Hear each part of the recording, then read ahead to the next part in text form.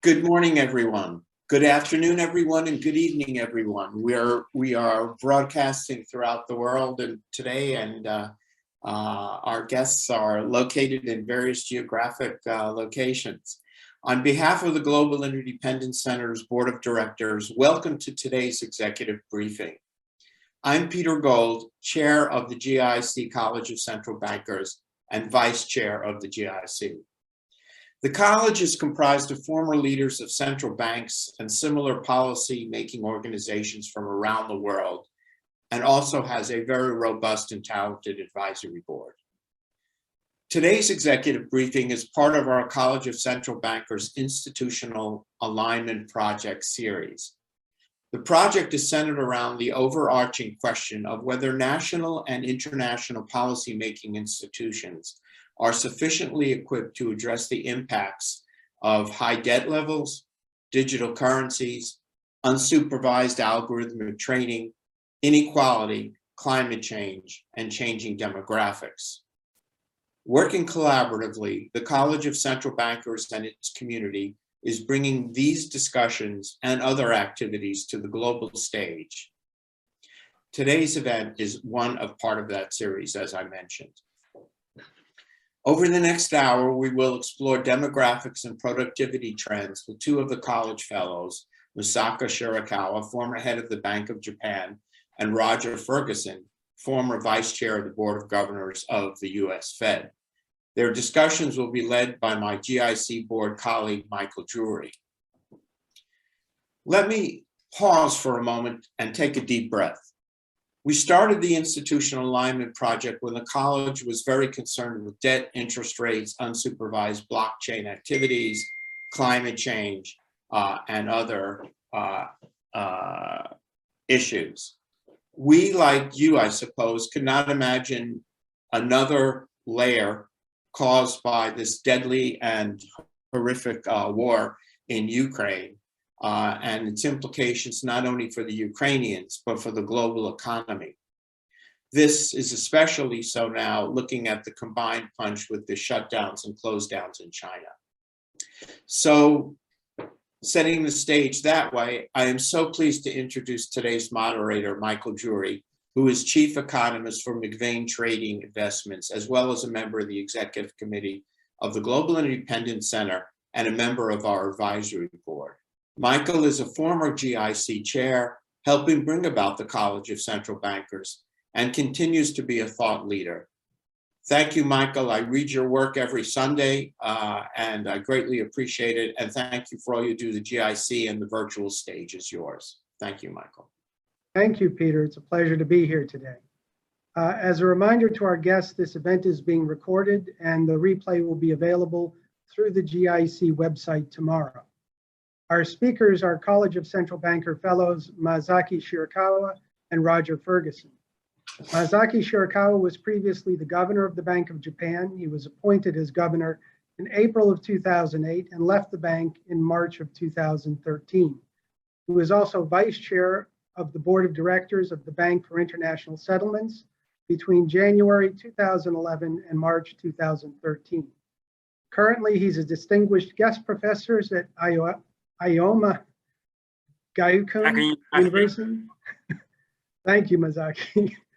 And a member of the Group of 30, a private nonprofit international body composed of senior policymakers from central banks, supervisory agencies, financial sector, and academia. Most recently, Roger Ferguson was the president and chief executive officer of TIAA, the leading provider of retirement services in the academic, research, medical, and cultural fields, and a Fortune 100 financial services organization. Unknown caller. Mr. Ferguson is the former vice chair of the Board of Governors of the U.S. Federal Reserve System. He represented the Federal Reserve on several international policy groups and served on key Federal Reserve committees, including payment system oversight, Reserve Bank operations, supervision, and regulation. Please join me in welcoming our first presenter, Masaaki Shirakawa. Welcome. Okay. Thank you very much for your kind introduction. Today, I will talk about demographic changes. I'm afraid that my talk does not fit well with the current mood of investment community and or policy community, where inflation is the highest concern. But I hope you feel differently when I close my remarks. Next slide, please. Next slide, please. Next slide, please. Okay. Demographic changes are hugely important factors in shaping macroeconomic development in the long run, but their importance is grossly underappreciated. It is very hard for people living in an economy which is not seriously undergoing these changes to vividly imagine severity of the problem, just because they are very slow-moving picture. I have to confess, I was no exception. Japan has been facing severe demographic changes far ahead of other advanced economies. 30 years ago, when this issue was first raised in Japan by some experts, I was quite dismissive of demographics alarmist argument. Now I would say I was totally wrong. That is why I feel, as a former central bank governor of Japan, it is my duty to draw your attention fully to this important subject.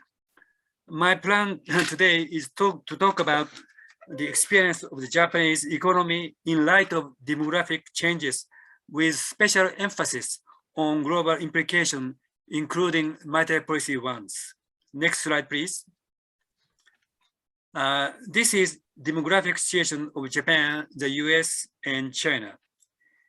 In recent years, Japan is losing working age population by around 0.8% every year. No country has ever lost working age population on this scale for reasons not related to war or illness. But strangely, this impact is not well recognized in macroeconomic policy debate. Next slide, please. The best example showing this is narrative of the Japanese economy, which I guess you often hear. Namely, Japan has been suffering from deflation, which brought about low growth in the past 3 decades. Many economists of this view argue for aggressive monetary easing. Next slide, please.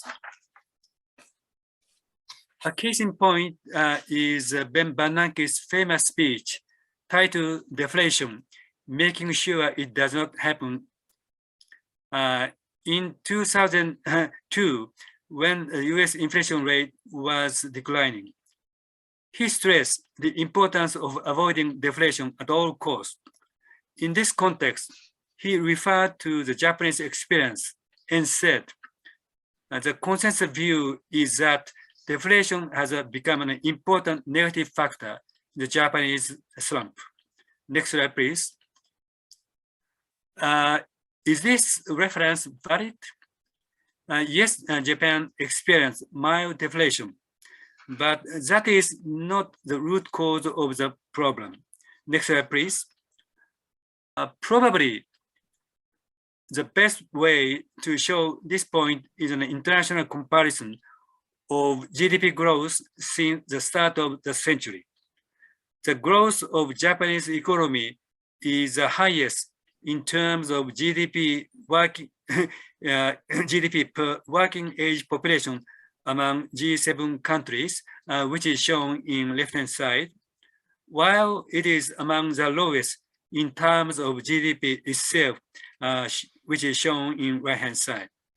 This fact best explains how severe the impact of shrinking working age population on growth is, and for that matter, how misleading it is to argue for aggressive monetary easing on the ground of avoiding Japanese-style deflation. Growth cannot be boosted simply by generating higher inflation rate, and for that matter, aggressive monetary easing. Next slide, please. So far, I have used the expression demographic changes rather loosely. By demographic changes, I mean two distinct phenomena. One is rapid aging. This is an increase in the ratio of the elderly to total population. The ratio of the elderly age above 65 years to total population was 7.1% in 1970 at the peak of Japan's high growth period, and is now 28.1% and is projected to be 37.7% in 2050. The other is declining population due to low birth rate. Total population started to decline from 2009. Initially, the ratio of decline, the rate of decline was very mild, but is now gradually accelerating. Currently, it is minus 0.4%, but is projected to be minus 0.9% in 2050. In advanced economies, the impact of rapid aging has come to be well understood, at least compared with 20 years ago. But the impact of declining population is still grossly underappreciated. Even if aging stopped progressing, working age population would decline because of declining total population. Next slide, please. This is a long-run projection of demographics in Japan, which is quite dire. But other countries will follow suit. For example, China is following Japan in terms of demographic change with 20 or 30-year time lag. Their working age population already started to decline from 2014, and total population started to decline, will start to decline in a few years. Next slide, please. How should we cope with declining population? The impact of declining population could be offset by receiving more foreign workers or raising participation rate, as well as boosting productivity. This is correct. But to what extent is this argument valid realistically? Receiving more foreign workers partly offset the impact of declining population, but continuing to receive foreign workers in Japan on a scale that completely offset adverse demographic trend is not realistic in light of sheer size of foreign workers needed and national capacity to accommodate those workers smoothly for various reasons. As for increasing participation rate, of course, it is desirable. Labor market participation rate in Japan, especially for the elderly, has been increasing significantly up until 5 years ago. But this process naturally does not continue indefinitely. So boosting productivity becomes all the more important. Next slide, please. But we have to note productivity and demographics is not necessarily independent. There exists a subtle relationship between the two. Technology is an important driver of boosting productivity. But at macro level, what is far more important is reallocation of resources from less efficient sector or region to more efficient sector or region. What is not well recognized is that this process is often adversely affected by social, political, and economic dynamics due to declining population or rapid aging. First, aging affects the composition of government expenditure by voting. Median age of Japanese population is steadily increasing. It was 29.1 years old in 1970, which was increased to 47.8 years old in 2018. And it is projected to be 54.7 years old in 2050. The elderly naturally prefers generous social security program and do not support growth-friendly public expenditure whose benefit materializes with a long gestation period. Second, aging affects various regions differently. In Japan, municipalities with increasing population are confined to few areas, such as metropolitan Tokyo. Many municipalities are losing population. In those municipalities, it is becoming costly to maintain the quality of public infrastructure, such as roads, hospital, elementary school, once the size of population falls between a certain threshold level. The same is true for many types of private services. Economies of scale does matter. Productivity-wise, smooth resource allocation across region or city or town is vitally important. But this reallocation is often blocked by political and social forces. Its result is a gradual decline in productivity growth. Next slide, please. Now I would like to turn to the effect of demographic changes on inflation. In this respect, the recent book co-authored by Charles Goodhart is quite influential. He argued that trend characterized by favorable demographics in the past 30 years is now being reversed, which will change inflation dynamics through labor supply against the background of rapid aging. This argument sounds plausible, but looking at the experience of Japan, it is not happening. I would like to point out two issues which are not well treated in his analysis. First, we have to note two aspects of working age population. One is, of course, workforce, but working age population is also a core age cohort of expenditure, consumption, and housing investment. Goodhart treats a decline in working age population mainly as a decline in labor supply. But looking at the second aspect, declining working age population also means a decline in demand for goods and services. Looking at both supply and demand, the net effect on inflation rate is uncertain. Second, Goodhart is dealing with just one facet of demographic change, that is rapid aging.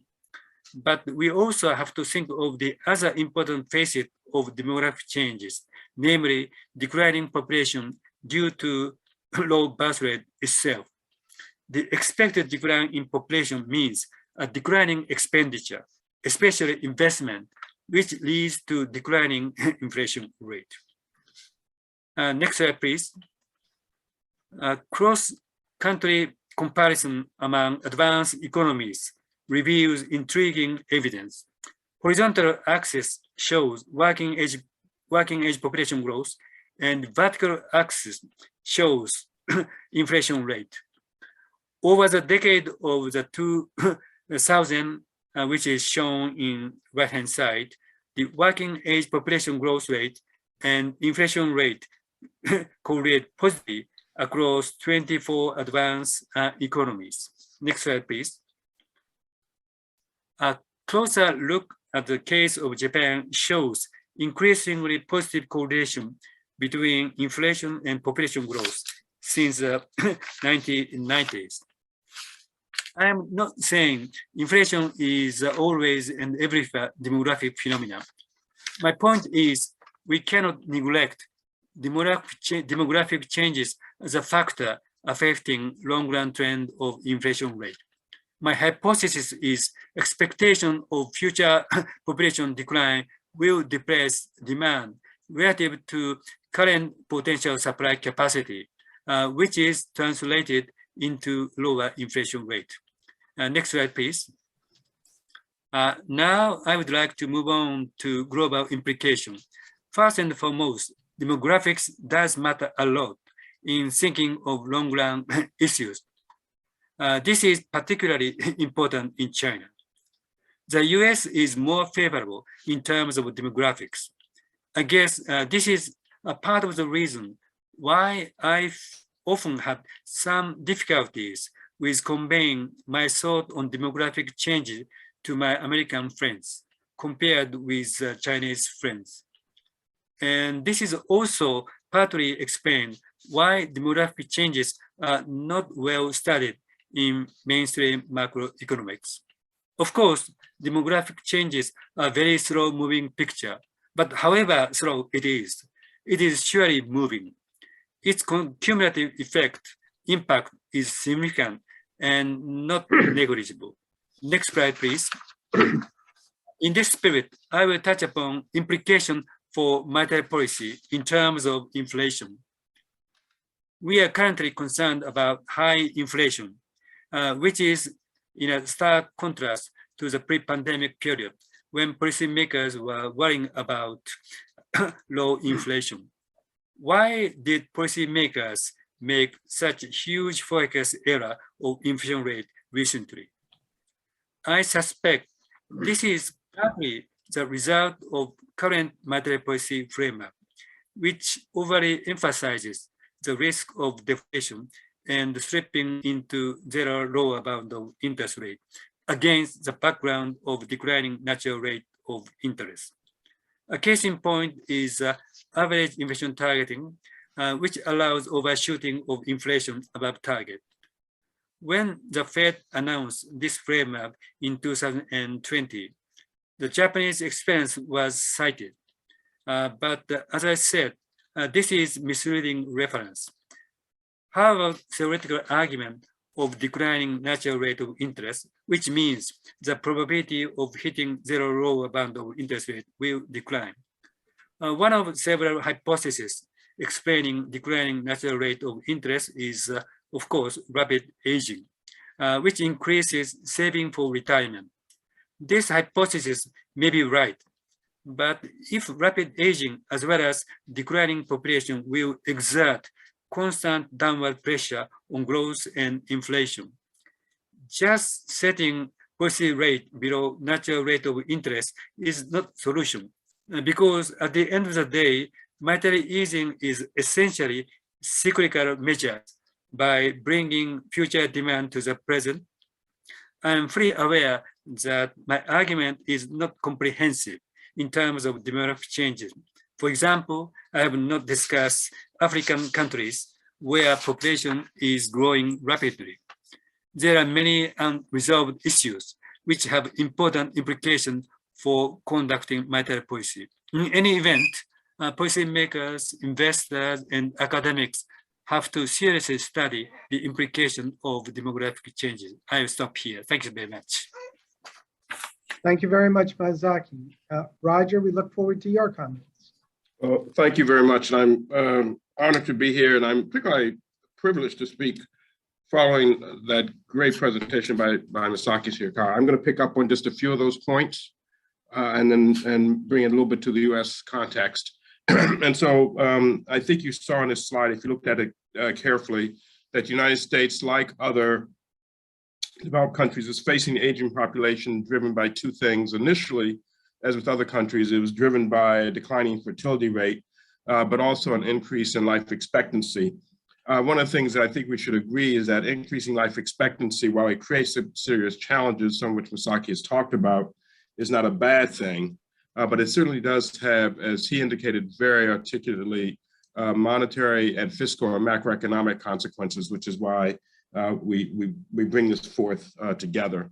As he pointed out, one of the standard statements about an aging population is that we'll start to see, and we saw it, and he talked about it, labor force participation rates that decline because this baby boomer group that is aging in the United States is now entering retirement age. And we think that's probably been exacerbated and also been exacerbated by what's called the Great Resignation over the last couple of years. And so we now in the United States have a shortage of roughly 2 million workers who have taken early retirement.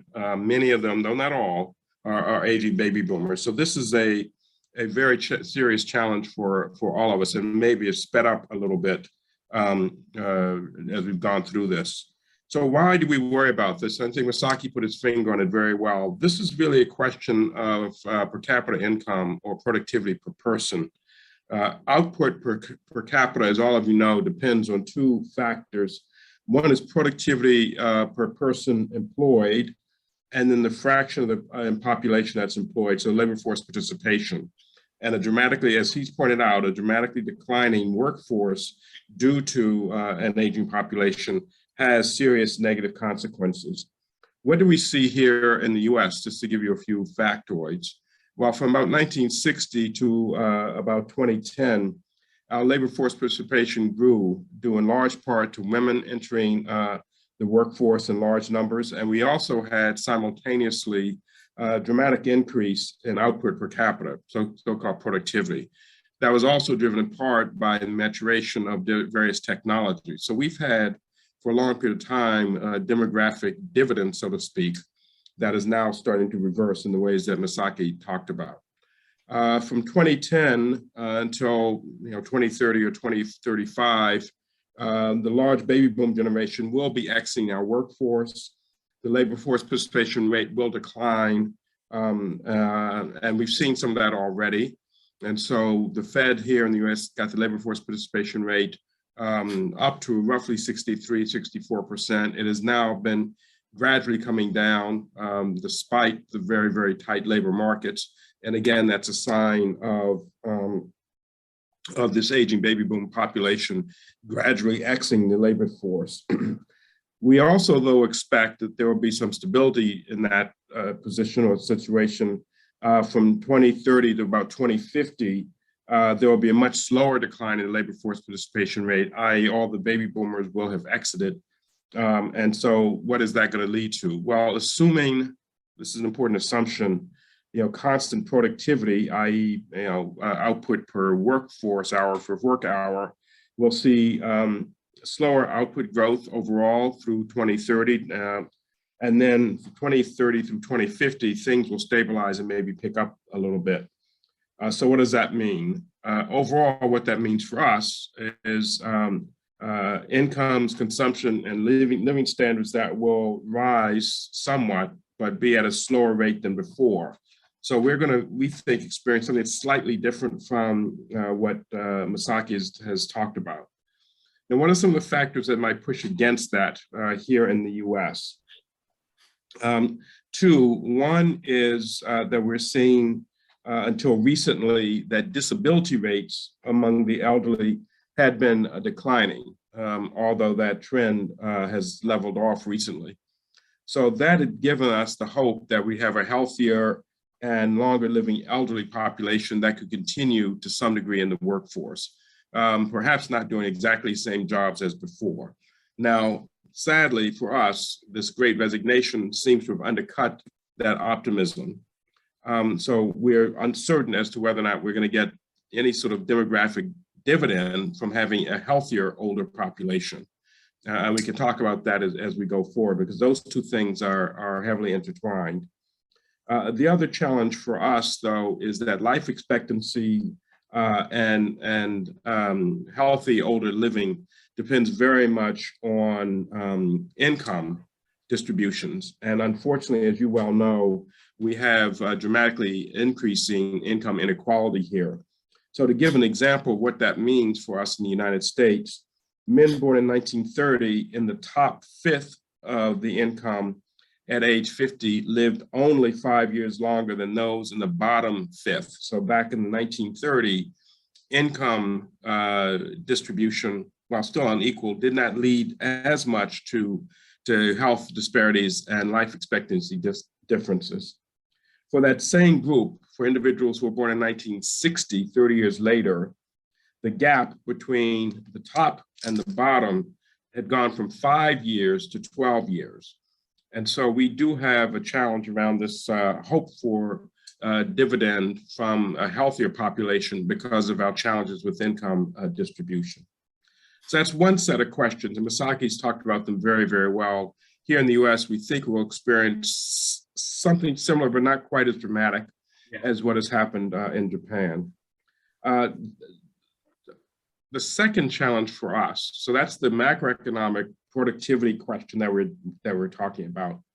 The second challenge for us, as all of you probably know, is around retirement income. We believe here in the United States that we have a shortfall of retirement savings by somewhere, close to 10 or 12 trillion dollars, maybe more, maybe less. It's a huge number. And that has been driven by the fact that we have moved from a defined benefit retirement world to a defined contribution world. We believe that between 1/5 and 2/3 of our older population have undersaved for retirement. And there's good evidence indicating that low and lower middle income households accumulate few financial and pension assets for retirement. And for us, what that means is our major social safety net programs, Social Security, Medicare, and Medicaid, are central to retaining good outcomes for our elderly population. Unfortunately, those programs are under a great deal of stress here in the United States. And the trustees of our Social Security system have indicated that within the next 12 years or so, the so-called trust fund that supports the payment of Social Security will only be able to pay about 70 to 75% of the expected benefits. So this is a problem that's quite different from Japan's. So we are now struggling with what to do about this.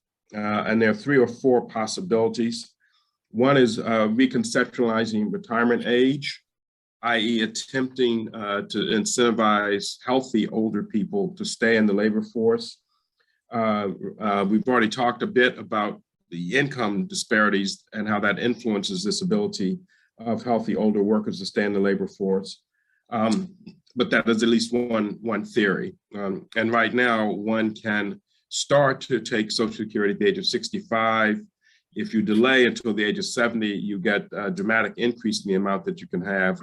But if we can get people to reconceptualize retirement age and stay active, that will help us on the productivity front, the labor force participation rate, and also help us overcome the challenge that we're going to have with Social Security, Medicare, et cetera. The second major issue for us is improving financial literacy and the quality of financial decisions that older individuals make. And there's a great deal of work underway to drive better outcomes in terms of advice for retirement and modernizing private retirement programs. A third opportunity for us is importantly sort of reforming these programs. So the kinds of things we're thinking about would be increasing the Social Security normal retirement age to 70, maybe 75 or more. That would certainly make the programs more solvent, but it would also be relatively regressive in nature, as I indicated, because for our low and lower middle income people, Social Security is, the primary basket of retirement resources. And so forcing some of our less well-off people to work even longer would probably be very regressive. A couple of other thoughts we've had here in the US. One is an across-the-board reduction in Social Security benefits. Certainly would make the program more solvent, but again, would be very regressive. And then the final thought that we're having here is reducing benefits to those who are best off, the top half of the earners. That would make the program both more solvent and more progressive, and could reverse some, if not all, of the gap in lifetime benefits due to widening life expectancy gaps by income. So let me stop by saying just a couple of things. One is the US, as with others, shares some of the same challenges that my friend, Mr. Shirakawa has pointed out, which is an aging population leading to a smaller workforce, leading to declining productivity possibilities. And so that, I think, is a theme shared globally around the world with different paces of aging population. And then the second point I made is that here in the United States, we have a unique set of problems, which is our social safety net program is heavily dependent on, for many people, private savings, where we think we've undersaved. And that is putting great pressure on Social Security, Medicare, Medicaid. And that's a problem that is certainly true in the United States, perhaps more or perhaps less true in other countries. So let me stop now and turn it over to our moderator and to the audience for questions and answers. Thank you very much. Thank you both for wonderful presentations. To our audience, if you would like to ask questions, there is a Q&A button at the bottom of your screen. I will start with the moderator's prerogative and ask a few questions first. For Masaaki, you had mentioned immigration and the unlikelihood that you're going to have significant immigration changes in Japan. The alternatives are for Japanese companies to go offshore for labor, which we've been seeing, or for automation. Could you make comments on those factors for the Japanese economy? Okay. First of all, on receiving foreign workers, up until the eruption of COVID-19, we are increasing receiving foreign workers. Actually, when we look at gross number of the foreign workers incoming, Japan is fourth or fifth largest in the world already. So contrary to the general the average perception, Japan was already receiving more foreign workers. But my point was whether we can receive foreign workers to the extent that we could fully offset decline in working age population. Up until recently, we are losing working age population by 1 million every year. But is that possible for country to continue to receive foreign workers every year, the 1 million every year? And even Germany was faced with some problem when the number of foreign workers increased beyond certain threshold. So my point was, yes, Japan is receiving more foreign workers, but it is not realistic to offset decline just by receiving foreign workers alone. On the automation, this is surely important. My mother is 99 years old, who is now living in care house. And tomorrow I'm going to a care house. And every time I'm impressed by the fact that caring house is using various technology. So already Japan tried to embrace those technology. And this is surely important in raising productivity. But having said that, at the end of the day, the work related to caring is very much labor intensive, and it still needs human touch. So it is somewhat misleading to overly emphasize the positive effect coming from the automation and AI. And so my message is, yes, we need, but it is not enough. Turning to you, Roger, this question comes from one of your fellow Fed members, Dennis Lockhart. He's asking, is there any hope that the US could devise an intelligent labor force-oriented immigration policy? Well, yeah, Dennis, thank you for asking the question. You know, as you well know, we've looked at our immigration policy a few times and have tended to keep it focused on these issues around family and family relationships. You know, Dennis, if you look north of the border to Canada, they have an immigration policy that is much more focused on skilled labor and rewarding, you know, education that comes in. You know, I think in the United States, the best we can hope for is some combination. You know, this is just my assessment of having seen these debates 2 or 3 times in my professional career. You know, I think we really hold on to these strong family links as being, you know, really very, very important to us. But the challenge that we're confronting, and we see it now, as you well know, some of the challenge we have in our labor force and labor force participation rate here has everything to do with the dramatic decline in immigrants over the last 2 or 3 years. So I suspect the next round of debate here will be a bit more balanced, and we'll look north of the border and think, some element of rewarding those who are likely to be productive immediately is going to be important. The final point I'd make, though, Dennis, and you know this, all the studies of immigration show that the children of immigrants, second generation, first generation born in America or growing up here, tend to be sort of highly productive. And so one of the arguments that I always hear when we talk about immigration in the United States is you've got to think about it across multi-generations. And it turns out that some of the most productive Americans are those who came here at a young age or are the children of immigrants. And one only needs to look in Silicon Valley to see the evidence of that. So, I think we need to be quite mindful that the immigration policy we've had here has worked to a large degree. And, we may lurk to Canada a little bit, but I think at best we'll get a hybrid version. Mhm. Masaaki, you had mentioned that productivity enhancement comes from moving resources from where they're being used less efficiently to where they're being used more efficiently. Yeah. We've discussed the aging of the Japanese workforce. What can you tell us about the younger end of the Japanese workforce? Is there an echo boom, as there is in the United States, of younger workers, rising labor force participation amongst women? Are there offsetting forces in the younger population in Japan today? First of all, what is most encouraging is female participation rate is increasing a lot. And actually, when we compare the female participation between the US and Japan, already female participation rate in Japan is higher than that in US.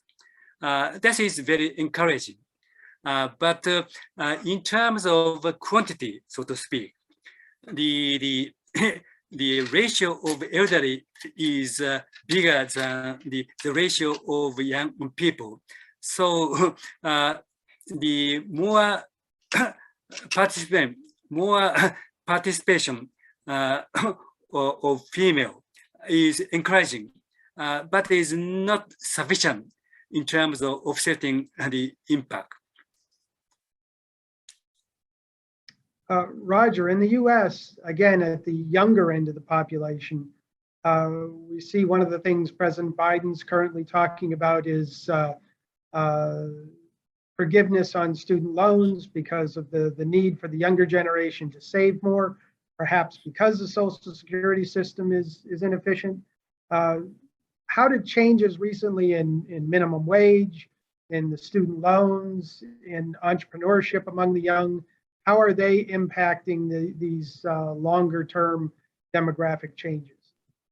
Well, let me start at the last part of that question, which is certainly we see, that entrepreneurship and other things among the young are really important.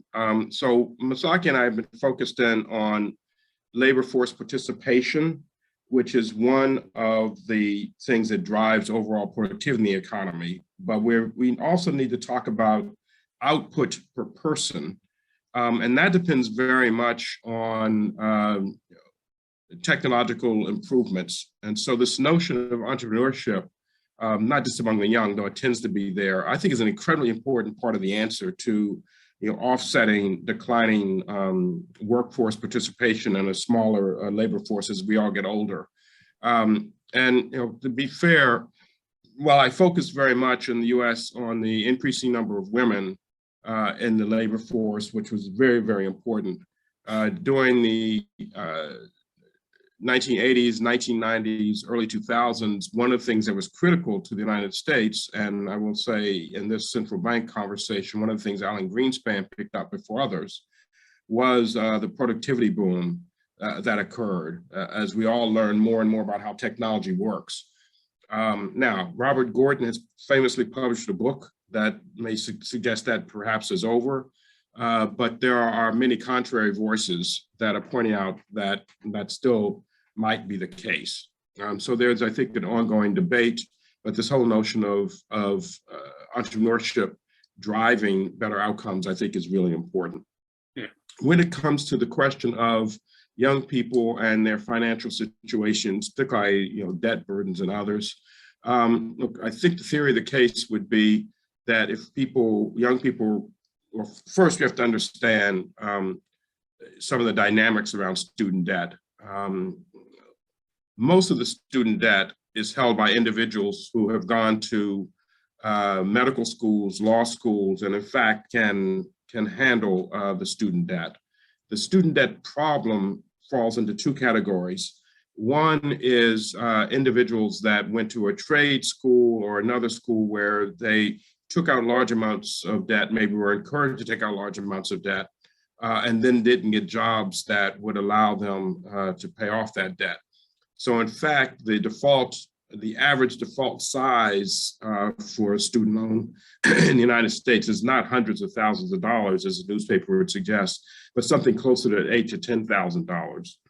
So I say that to say, the student debt problem has to be parsed carefully to understand the nature of that problem. The other folks who tend to have the biggest problem with student debt in the United States are those who may have gone to very good schools but didn't complete. And so they've gotten the debt without having the benefit of the education that it was supposed to fund. I take us down that discussion a little bit just to say that we should be quite mindful that offsetting student debt, it's going to be really important for a class of individuals.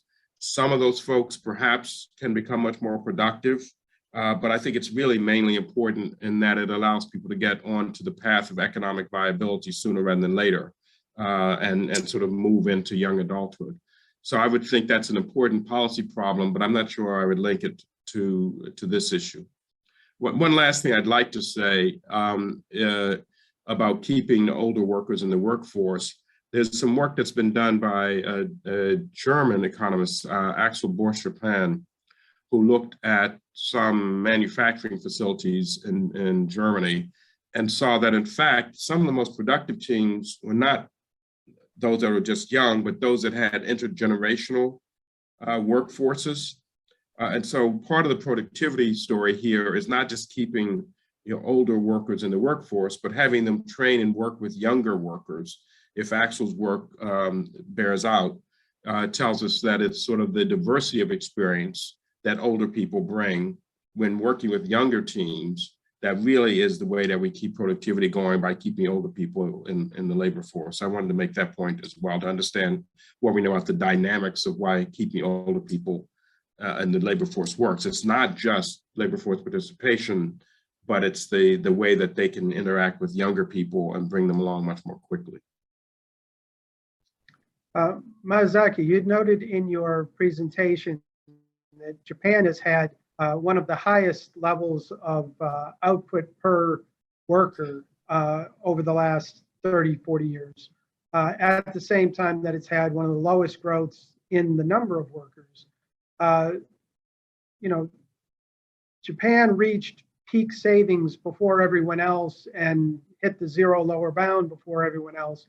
It would seem one of the consequences of that was a cheaper capital base, which allowed even higher productivity. I mean, is that just one of the offsetting, is that one of the invisible hands miracles of reality? Could you say once again? I could not follow your logic. So because Japan hit its demographic downwave sooner than other countries, it got to lower interest rates sooner than other countries. But those lower interest rates seem to have encouraged greater capital investment and greater productivity growth. No,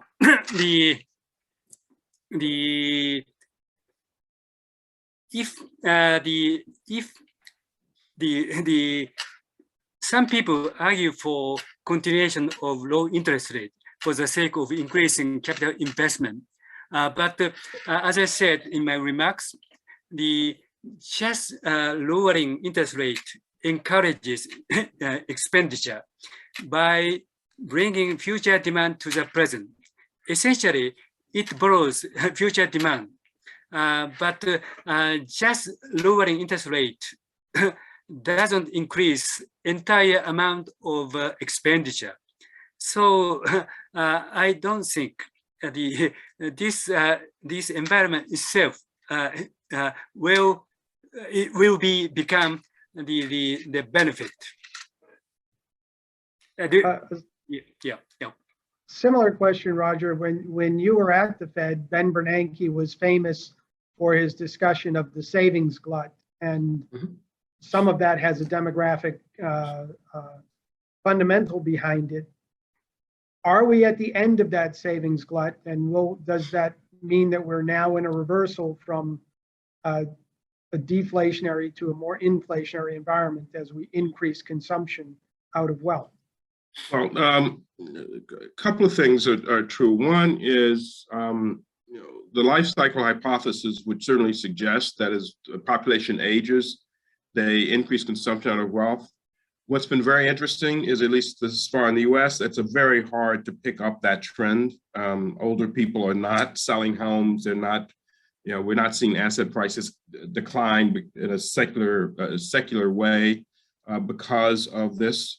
And so, I think, the whole notion of consumption out of wealth, as we have increased life expectancy, and at least for people who own the assets, the wealthier people, by definition, own more assets. They're the ones that are having a healthier and longer lifespan. We may actually find that, the life cycle hypothesis that we're all taught in graduate school or undergraduate school may not actually hold up as much as we thought. So that's a cautionary observation. Secondly, what we did know, along with Ben's famous speech on the savings glut, is we also had something else, the flip side of that, which was an investment shortfall. We found that there were just not enough investable projects.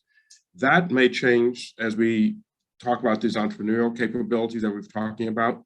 So I think the fear that we should have around moving from deflation to inflation has less to do with these topics and more to do with perhaps an end of globalization, rejiggering supply chains. And so I think we need to be mindful of the possibility of a reversal there. But I think the real challenge is less in that space and more perhaps in other concerns. I don't know if that's helpful. That's just the way I think about this problem. Sure. So we've spent a good deal of time talking about the US and a good deal of time talking about Japan and some on China. We've kind of left Europe out and we've left Africa out, both huge demographic waves in different directions, particularly in Europe, where now it's compounded by the impacts of the war and deglobalization and what that may mean for them. There was great fear when we took the great financial crisis in the United States at the beginning of the aging of the baby boom. They're already well into their aging, and now they're taking a deep recession. Just if you could each share your thoughts on the current situation. Well, I'll go. Masaaki, please, you go first. Please go. So the study that I've seen here in Europe, I'm speaking to you now from London, actually, do suggest some of the same stresses that we've talked about, at least vis-a-vis the US, which is relatively sclerotic productivity growth. They have challenges with labor force participation starting much earlier, in large parts because of a social safety net that in some ways is stronger and more tightly knit than that in the United States. The flip side is, it appears to be that their stresses vis-a-vis their social expenditures seem to be manageable, frankly, because they're willing to tax themselves much more highly than we are in the United States. And so I think what we're seeing in Europe may be something that fits somewhere between the US challenge and the Japanese challenge. And it has everything to do with this question of the ability to be sufficiently productive as a society to increase tax, to generate enough tax revenue. Now, we also know that there are dramatic changes taking place with immigration, refugees, et cetera, in the form of 2, 3, maybe 4 million people which I think will clearly change the workforce dynamics in much of Western Europe and maybe the UK. And so I think there's certainly more to come on that discussion. We didn't talk about Africa, as you point out. A very, very different story, very young population, quite dynamic. Challenges there, I think, have less to do with demographics of the type we're talking about, and frankly, much more to do with something else that came up here, which is, capital base to bring together that labor force. Because after all, productivity is not just about the number of people working, but it's also how productive they are. And we know that it's the capital base, both human capital and physical capital, that drives greater productivity. So I think that's quite a different challenge that Africa and Latin America confront. I'm sorry, Masaaki, I'm sure you have other things to add to that. Yeah, given that Roger already talked about Europe and Africa to some extent, I'd like to focus on China. And as I said, and the China is following Japanese experience with 20 or 30 years time lag. And based on my past the interaction with Chinese authorities, they are seriously studying the implication of aging and the lower birth rate. And one of in 20 or 30 years time, the decline of working age population or decline of total force are really serious in China. And the speed is very high. But one difference between US and between Japan and China is how to handle resource allocation, which is very crucial in terms of productivity. And in this respect, my interest is how Chinese system could handle the problem of resource allocation against the background of rapid aging. And Chinese authoritarian system may be good at dealing with that kind of problem, or we can also present a counter argument. And this is a big question. So people often talk about population itself, but the point is productivity. And also the point is relationship between the productivity growth and the dynamics. And in this respect, we don't know the answer, but this is crucial in forecasting long-run trend of Chinese economy. That's my point. Well, thank you very much, Roger and Masaaki. I'll turn it back over to Peter Gold. Thank you, Roger, Masaaki, and Michael for doing a fantastic job, and thank you for a brilliant and fascinating discussion, and for spending even more time with the GIC community. We hope you'll each be able to join us again in the future. We also thank our audience, very, very important to us at the GIC, and particularly those who ask questions, including GICers Paul Horn, Kathleen Stephenson, and Dennis Lockhart, CCB Fellow. As a reminder before we close, a replay of today's executive briefing will be available on the GIC website probably tomorrow. The College of Central Bankers Institutional Alignment Project will continue with a webinar on June 2nd with College Fellow Danny Blanchflower and College Advisor David Kotak discussing workforce development. Before then, however, GIC is hosting two in-person events, one at the Louvre in Paris with the Banque de France, and that will be on May 6th, and another in New York City on May 19th with our partner Solve Long COVID Initiative.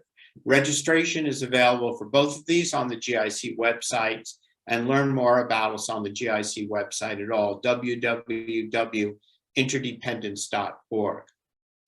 Well, we conclude today by asking you to take 30 seconds to respond to our audience survey. Your feedback is very, very important to us, and we appreciate you are letting us know how we can improve our programming and topics you'd like to hear about. Thank you again to our audience, our wonderful staff, and our participants today, and we look forward to interacting with you very shortly. Take care. Have a great day.